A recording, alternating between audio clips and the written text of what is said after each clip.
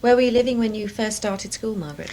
Oh, in Twickenham, where I was born, and at the age of 4 I tottered down the road to the local convent school, which I enjoyed very much, except that the nuns were very strict, and I lived in some fear of doing the wrong thing. Do you have any friends that you particularly remember from that time? The friend I particularly remember was Valerie, who was a year older than me. And Valerie had an enormous influence on me. I would do anything to please Valerie. And she ended up being a complete tyrant. She would say things like, you must swim the river or you can't be my friend. And I ended up, at the age of about 8, swimming across the Thames, which is quite wide at Twickenham, in front of all the steamers and things like that, and cutting my feet on the glass bottles on the bed of the river. And my mother saying, what's this cut? And I'm saying I don't know. And it was all because of Valerie. And in the end, I became so miserable at this tyranny of Valerie that the whole school became difficult for me. And so at the age of 9, my parents changed my school, and I went to Lady Eleanor Holly's school in Hampton. And what happened when the rest of the school was evacuated during the war? Well, I don't think that school was ever officially evacuated, but what happened was children stopped coming to school as the bombs increased. So fewer and fewer children came to school until in the end there were only 2 people going to school, me and the cleaner's daughter, and we sat in the shelters all day and played guessing games and told each other dirty stories.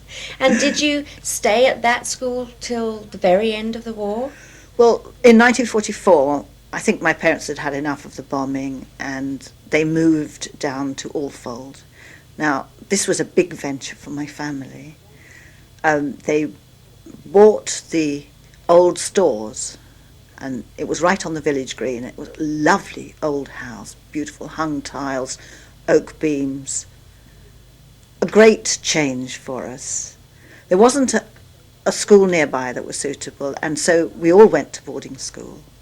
Doug, at the age of only 9, and he found that totally distressing. John, at 13, was ready for boarding school and thought it was very important. And I went to school at Dorking, which I very much enjoyed. I was very happy there, and people were kind to me, and I enjoyed my studies. It was a very full and interesting time for me. Now this brings us to your 4th choice of record, which is Bach's St. Matthew's Passion. How do you relate that to your school years? Well, in Dorking lived our great local composer who was Vaughan Williams. And every year he would conduct the St. Matthew Passion, and as you know, there's a double choir. And above that, there are descant voices, and these were provided by the school children of Dorking. So it was our great privilege to sing under Vaughan Williams, to go to the rehearsals where this old man would be stooping, covered with his suit covered with soup and with cigarette ash, and totally unable to beat a clear 4 beats in a bar, but somehow getting wonderful performances out of totally amateur choirs. And we sang in the St. Matthew Passion, and so because that was such an event in my life and such a privilege, I would like to hear an extract from that. Well, I'm sorry that we don't have your performance of St. Matthew's Passion, but let's listen to this version of it.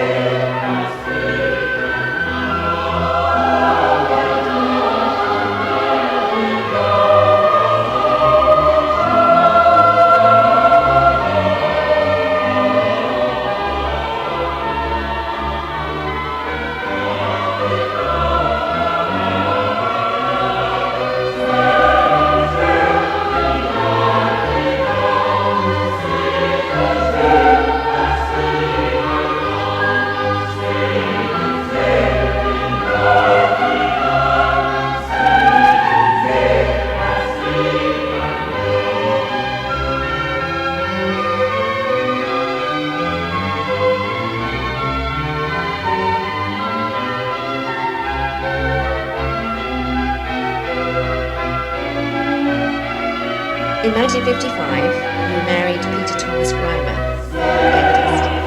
How and when did you meet your husband? I met Peter 2 years before that, in 1953. We both belonged to the Union of Catholic Students, and we went away for an Easter school to Spode. And I must be one of the few people who's been introduced to my future husband.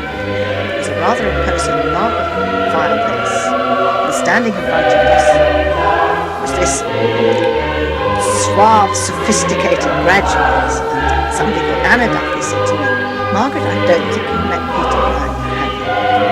Where did the courtship go Well, what can I say? Peter decided that he wanted to see more of this girl, and he just besieged me. And he used to come to Cav Square, which was the hostel I lived at, and meet me there and take me out. And one of the interesting things at that hostel was you had to sign out and say where you were going. So I never knew where I was going because Peter was going to take me out. So we had an agreement with the warden that I would write down 17 Barons Avenue every time Peter took me out. This was his home address. And she said that would be quite all right because I was going out with this very honourable man and it would be all right. And so that was the arrangement we had. And did you ever go to 17 Barons Avenue? Eventually I went to 17 Barons Avenue, but not for a long time. And the reason was that Peter said, "I don't want to take you home because my brother Francis will bully you." And so only when he was quite sure of me that I wouldn't be put off by this terrible bully did he take me home and introduce me to his parents. And what was your first impression of his family? Did you meet the whole family all on one day? I went to one of Mama's wonderful roast beef dinners where she stood on her legs, as she would say, and served us with roast beef and lashings of Bisto gravy. And I was accepted immediately. I think everybody was so glad that Peter had a girlfriend and they quite liked me. And Mama's first impression was, "Oh, but Margaret, you're so young." Oh, how lovely. And so you were married in 1955. Tell us something about the day of the wedding, such a special day for everybody. We were married in Chichester. Peter's family came down the night before and stayed in a hotel. And I went with my father the next day to the church. And so we were married. It was quite a quiet wedding by today's standards. There were 12 or 15 people there, no more. I made my own wedding dress, very cheaply. And did your family accept Peter as graciously as his family accepted you?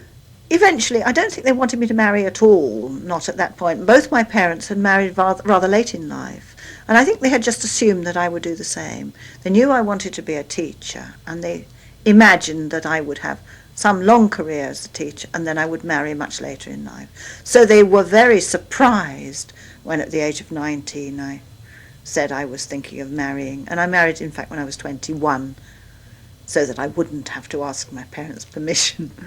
But they were not thrilled about the idea, but they went along with it then, and they gave me their blessing. So they liked Peter? I think they had no objection to Peter, yes.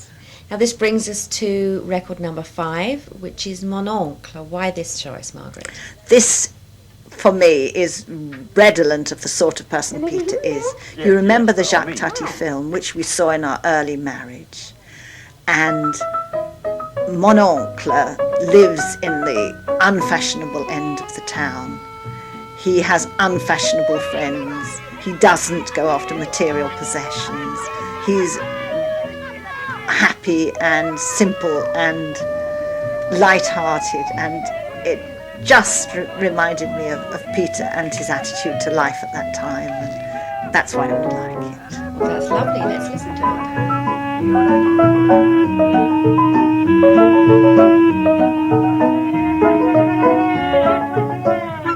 Monsieur, vous avez any grapefruit?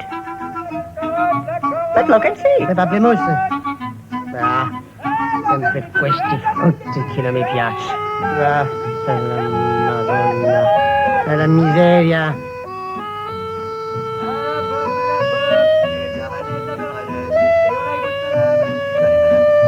Restano 50. But what's this? It's Alors, not c'est pas right. Look ça. at the scale. Vous avez cheated me, my good man. Your scale's inaccurate. It's broken. I won't pay for it. 350. It's too much. C'est voleur.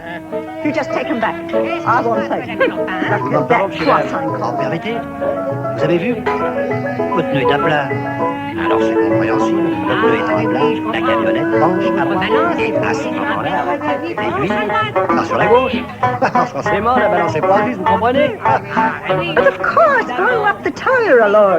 I love the French people. J'aime beaucoup le français. Mais Quand le pneu est à plat,